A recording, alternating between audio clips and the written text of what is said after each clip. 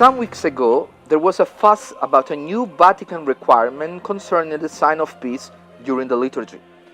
The Congregation for Divine Worship, on August of this year, sent a document to all the world's bishops asking that this gesture during the Mass is not an occasion for inappropriate behaviors.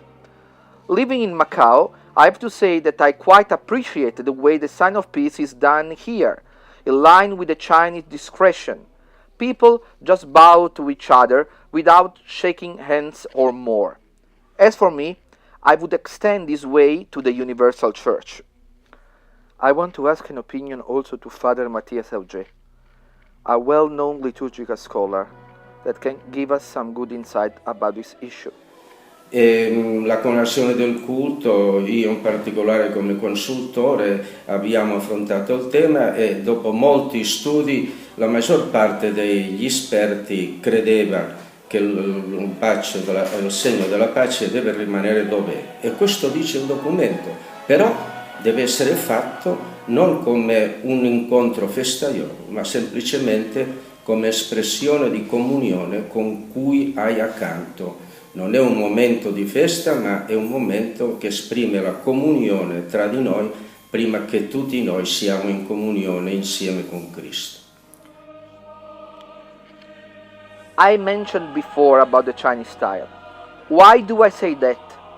Because of course it has happened to me, as I'm sure it has to many of you, that I have had to assist or be involved in a sign of peace that more closely resembled a family reunion after 30 years, or meeting your classmates in primary school.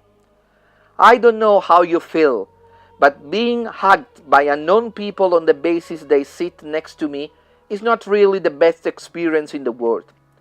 So, when I feel the assembly can be dangerous, I just try to find a place where I can feel safe.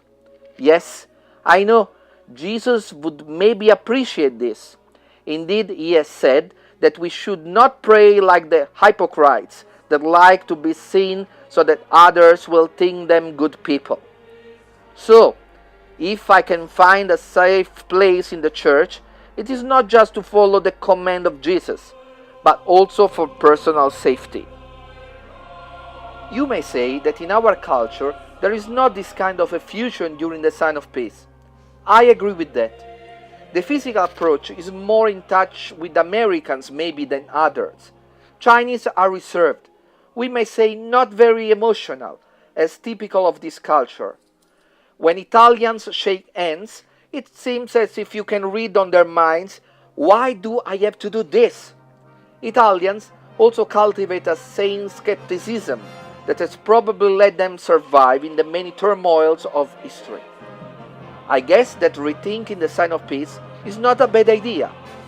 Hopefully, this will avert many occasions of people wandering wildly around the church in search of hands to shake or people to hug, as if they are running for a party in a coming election.